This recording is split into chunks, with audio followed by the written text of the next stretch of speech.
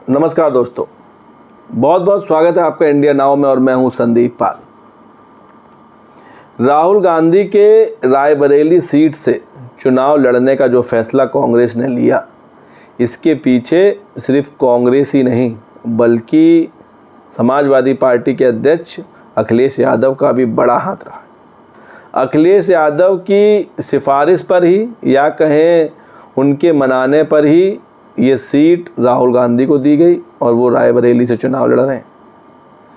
खुद खड़गे ने भी, जो कांग्रेस के राष्ट्रीय अध्यक्ष हैं, उन्होंने भी राहुल को समझाया और मनाने के बाद राहुल गांधी रायबरेली सीट से लड़ने के लिए राजी हुए। जितनी भूमिका रायबरेली से राहुल गांधी को चुनाव लड़ाने में पार्टी के अध्यक्ष मल्लिकार्जुन खड़गे की है, उससे कहीं ज़्यादा भूमिका अखिलेश यादव की भी है। क्योंकि यूपी में इस बार जिस तरह इंडिया अलायंस, जिसमें सपा और कांग्रेस से मिलकर चुनाव लड़ रही है, बहुत अच्छे तरीके से लड़ रही है।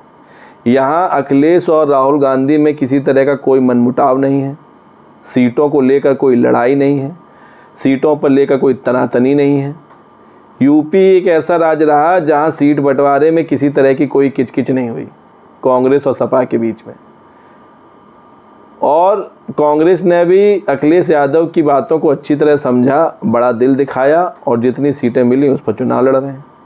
और रायबरेली में भी राहुल के चुनाव लड़ने के पीछे अखिलेश यादव की बड़ी भूमिका रही। दरअसल अखिलेश यादव ने सोनिया गांधी, राहुल गांधी और प्रियंका गांधी, इन तीनों से अलग अलग टेलीफोन पर पर्सनली बात की और इस सीट की अहमियत बताई जो सोनिया गांधी के राज्यसभा चले जाने के बाद खाली हुई, और बताया कि ये सीट कांग्रेस के लिए कितनी अहम है, उनके गांधी परिवार के लिए भी कितनी अहम है और कितना बड़ा प्रतिष्ठा का सवाल है। उन्होंने कहा, जो जानकारी मिली, जो मीडिया रिपोर्ट्स के मुताबिक खबरें आ रही हैं, जो सूचनाएं मिली, उसके मुताबिक अखिलेश यादव ने सोनिया गांधी से लेकर राहुल गांधी तक को ये बताया कि अगर अमेठी और रायबरेली की सीट से गांधी परिवार का कोई सदस्य चुनाव नहीं लड़ता है तो इसका इंडिया अलायंस पर बहुत ही नकारात्मक प्रभाव पड़ेगा, बहुत नेगेटिव इफ़ेक्ट पड़ेगा। इस वजह से इस सीट पर, किसी एक सीट पर चुनाव लड़ना ज़रूरी है। और इन सब के बीच बाद में पार्टी ने जो फैसला लिया वो अखिलेश यादव की बात को मानते हुए रायबरेली से राहुल गांधी भी चुनाव लड़ने को राजी हुए और पार्टी के अलावा सोनिया गांधी और प्रियंका गांधी भी राजी हुई कि राहुल गांधी रायबरेली से चुनाव लड़ेंगे। इसके पीछे जो तर्क था अखिलेश यादव का वो ये कि जब दोनों लोग मिलकर चुनाव लड़ेंगे तो इसके ज़रिए ही बीजेपी पर दबाव बनाया जा सकता है। क्योंकि यूपी में मुझे नहीं लगता कि बीजेपी को टक्कर देने वाली अगर कोई पार्टी है तो वो समाजवादी पार्टी के अलावा कोई दूसरी पार्टी है। भले ही वो चुनाव हार रहे हों, भले ही वो 2019 का लोकसभा चुनाव हारे हों, भले ही वो 2022 का लोकसभा चुनाव हारे हों, लेकिन हार के बाद भी जिस जज्बे के साथ समाजवादी पार्टी बीजेपी से मुकाबला कर रही है वो भी काबिल तारीफ़ है। काबिल तारीफ़ इसलिए है क्योंकि सरकार में जब आप नहीं रहते हैं तब लड़ाई करना ज़्यादा टफ होता है। जब आप संसाधनों से लैस हैं तब लड़ाई करना इतना कठिन नहीं होता है जब आप निहत्थे होते हैं। तो जिस तरह अखिलेश यादव इस बार कांग्रेस के साथ मिलकर, राहुल गांधी के साथ मिलकर चुनाव लड़ रहे हैं, वो काफ़ी अच्छे परिणाम ला सकता है। यही वजह है कि अखिलेश यादव इस बार खुद चुनाव लड़ रहे हैं कन्नौज से। इससे पहले चर्चा उठी थी कि इस बार शायद अखिलेश यादव चुनाव नहीं लड़ेंगे और पर्दे के पीछे से समाजवादी पार्टी को बढ़ाने का काम करेंगे, अच्छे नतीजों पर किस तरह की रणनीति बनाई जाए इस पे काम करेंगे, लेकिन ऐसा हुआ नहीं। आखिरकार अखिलेश ने भी चुनाव में आने का मन बनाया और कन्नौज लोकसभा सीट से वो चुनाव लड़ेंगे। इसी तरह राहुल गांधी अगर यूपी की किसी सीट से चुनाव नहीं लड़ते तो इसका भी नकारात्मक पहलू सामने आता। चर्चा इस बात की होती कि लगता है गांधी परिवार अपने गढ़ को भी बचाने में सफल नहीं है, इसीलिए ना अमेठी से लड़ रहा है ना रायबरेली से लड़ रहा है गांधी परिवार का कोई सदस्य। इसलिए रायबरेली जो राहुल गांधी को शिफ्ट किया गया उसके दो मेन रीज़न हैं।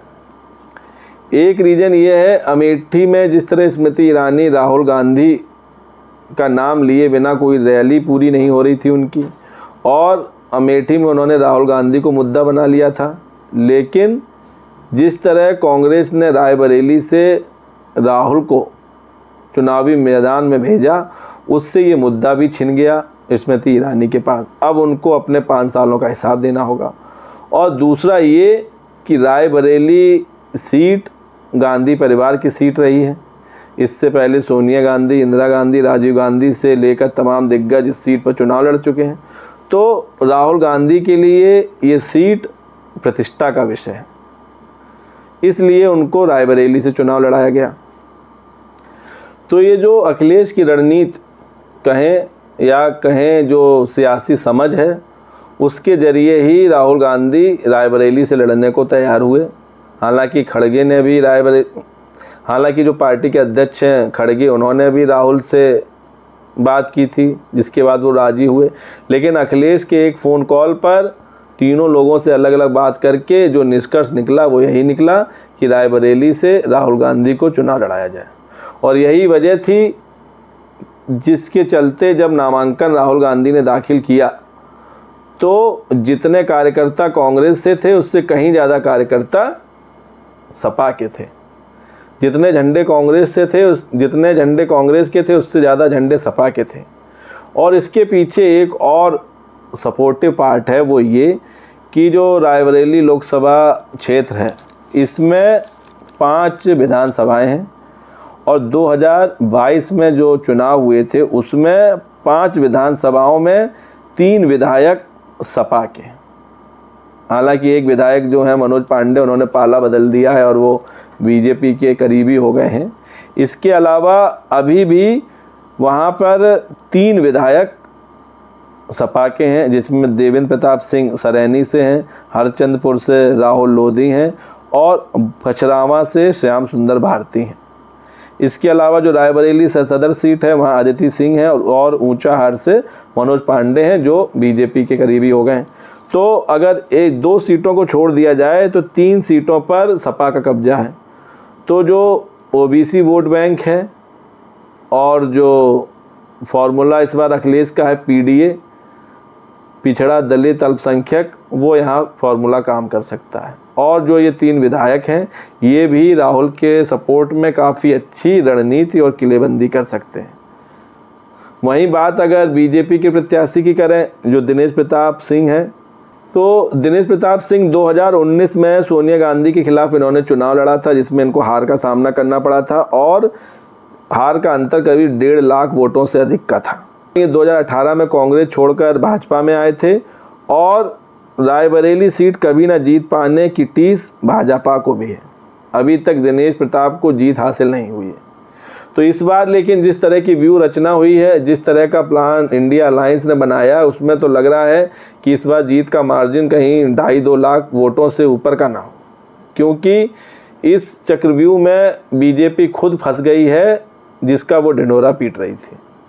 जिन राहुल गांधी को वो भगौड़ा कह रही थी, डरपोक बता रही थी, कह रही थी डर गए तो भाग गए, लड़ने नहीं आ रहे, वो लड़ तो रहे हैं ज़रूर रायबरेली की सीट से, लेकिन इस सीट से राहुल की चुनाव लड़ने का असर अमेठी में भी होगा, क्योंकि दोनों अगल बगल ही की सीटें हैं। और जब यहाँ चुनावी रैलियाँ होंगी इंडिया अलायंस की, अखिलेश भी रैली करेंगे, राहुल भी करेंगे, अमेठी में भी करेंगे, और जो किशोरी लाल शर्मा है अमेठी से चुनाव लड़ रहे हैं वो भी कमज़ोर कड़ी नहीं है। तो अब इन दोनों सीटों पर बीजेपी फंस गई है और अब फैसला करना है जनता को, जनता जनार्दन को, क्योंकि जो ग्राउंड रिपोर्ट मिली है उसके मुताबिक तो अमेठी में स्मृति ईरानी का रिपोर्ट कार्ड कुछ खास नहीं है। जो सूचनाएं मिली हैं या जानकारी मिली है, तो इस बार जनता किस करवट बैठती है, बीजेपी के पाले में जाती है कि कांग्रेस के पाले में आती है, देखने वाली बात होगी। वहीं अगर बात रायबरेली सीट की करें तो रायबरेली की जो सीट है ये 1992 में इसका गठन हुआ था। 1992 और 57 में फिरोज गांधी यहाँ से चुनाव जीते। 1960 के उपचुनाव में कांग्रेस के ही बैजनाथ कुरील जीते। 1962 में कांग्रेस के फिर बैजनाथ कुरील जीते और 1967, 71 और 80 में 3 बार लगातार इंदिरा गांधी यहाँ से चुनी गई। 1977 में राज नारायण ने इंदिरा गांधी को मात दी थी। तो इस सीट से 3 बार जीतने के बाद इंदिरा गांधी को शिकस्त भी मिल चुकी है। 1980 में फिर जब उपचुनाव हुए और 1984 में अरुण नेहरू यहाँ से जीते और 1989 और 91 में शीला कौल ने यहाँ से जीत का परचम लहराया। 1996 और 98 में भाजपा के अशोक सिंह चुनाव जीते और इसके बाद 2004, 2006, 2009, 2014, 2019 तब से इस सीट पर कब्जा सोनिया गांधी का रहा। फिर कोई सोनिया गांधी को सीट से हिला नहीं पाया। इसीलिए ये गांधी परिवार की सबसे प्रतिष्ठित सीट है और सबसे मजबूत किला भी कहा जाता है, जिसे भेदना आसान नहीं होता। और इस बार इस किले की रक्षा करनी है राहुल गांधी को और उनका मुकाबला जो है वो है बीजेपी से। हालांकि बीजेपी के दिनेश प्रताप सिंह के अलावा बीएसपी ने भी यहाँ अपना प्रत्याशी उतारा है और ठाकुर प्रसाद यादव को प्रत्याशी चुना है, जो रायबरेली से लखनऊ तक ज़मीनों का व्यवसाय करते हैं और 2 बार सरैनी विधानसभा सीट से बसपा के टिकट पे इनको हार मिल चुकी है। जीत नहीं पाए, लेकिन इन्होंने मुकाबला त्रिकोणी बना दिया है। त्रिकोणी तो मायावती ने हर सीट पर मुकाबला बना दिया है, जीत मिले या हार, लेकिन त्रिकोणी मुकाबला ज़रूर बना दिया है। तो अब यहाँ जो लड़ाई है वो राहुल गांधी, दिनेश प्रताप सिंह और ठाकुर प्रसाद यादव के बीच है। तो देखना होगा कि इस सीट पर क्या परिणाम आते हैं, 4 जून को क्या रिजल्ट आता है, ये देखने वाली बात होगी। लेकिन टक्कर जोरदार होगी, ये कहने में कोई दो राय नहीं। और इस सीट पर इंडिया अलायंस यानी कि कांग्रेस भारी पड़ती नज़र आ रही है। तो दोस्तों, वीडियो पर आपकी क्या राय है कमेंट करके बताइए। वीडियो पसंद आया हो तो चैनल को लाइक, शेयर और सब्सक्राइब करना ना भूलिए। तब तक के लिए नमस्कार।